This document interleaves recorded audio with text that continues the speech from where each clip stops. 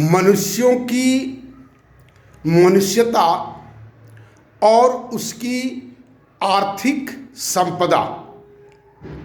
मनुष्यों की मनुष्यता का विकास मतलब मानव का निर्माण। वो जो जैविक स्तर पर जो मनुष्य पैदा होता है वह मनुष्य बनने की एक संभावना है। कोई बच्चा पैदा होता है तो वह मनुष्य हो गया, ऐसी बात नहीं है। वह पशुवत व्यवहार भी कर सकता है यदि उसको हम उसकी मानवता को हम विकसित करने का प्रयास न करें। और वह विकसित मनुष्य पशु भी हो सकता है। इसका बहुत सारा उदाहरण है। और ये मनुष्यता का विकसित होने का सबसे बेसिक, सबसे न्यूनतम संस्था परिवार है। परिवार वहीं से शुरू होता है मनुष्यता का विकास। परिवार, और वह भी परिवार संयुक्त परिवार। तो आप संयुक्त परिवार की स्थिति आज आप देखें तो कैसे मनुष्यता का विकास होगा, इस पर आप सोचें, आप भयभीत हो जाएंगे। दूसरा स्टेज होता है मनुष्यता के निर्माण का विद्यालय। विद्यालयों की स्थिति आप देखें, विभिन्न प्रकार के विद्यालय और विद्यालयों में संचालित सिलेबस, वह सिलेबस भी विभिन्न तरह का है। तो मनुष्यता भी विभिन्न तरह का बन रहा है, विभिन्न तरह का मनुष्य बन रहा है। ये इसमें विश्वास करता है, वो उसमें विश्वास करता है, उसका आस्था केंद्र ये है, उसका आस्था केंद्र ये है। और उसी आस्था केंद्र को चूंकि बचपन से ही उसके जहन में डाल दिया गया है, वह उसी को सत्य मानता है, बाकी को असत्य मानता है। और ये जो मनुष्यता का जो इंटीग्रेशन है, सारी मनुष्यताओं का जो इंटीग्रेशन है, वही नेशनलिटी है, वही देशभक्ति है।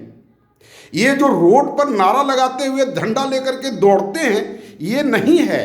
इसलिए देखते हैं वो दौड़ने के बाद भी हमारा नेशन या कोई भी देश वो नहीं रह पाया, सर्वाइव नहीं कर पाया, वो खंडित हो गया है।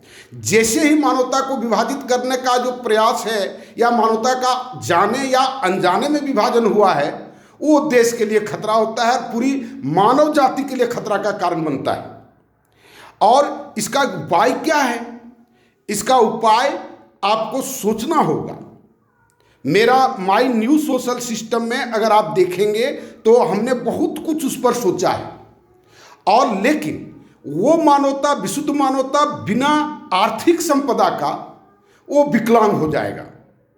एक मनुष्य रोज मंदिर जाता है या मस्जिद जाता है और उसके पेट भरने के लिए वह झूठ बोलता है, बेईमानी करता है, जीवों की हत्या करता है, मनुष्यों की हत्या करता है। जीवों की हत्या तो कुछ हद तक मान सकते हैं कि चलो भाई ठीक है, लेकिन मनुष्यों की हत्या करता है तो कहाँ रह गया? जिस मूल्य की बात हम करते हैं वह आर्थिक विकास के बिना वह विकलांग हो गया है। और आज वो विकलांगता बहुत ही प्रबल होकर के उभरी है।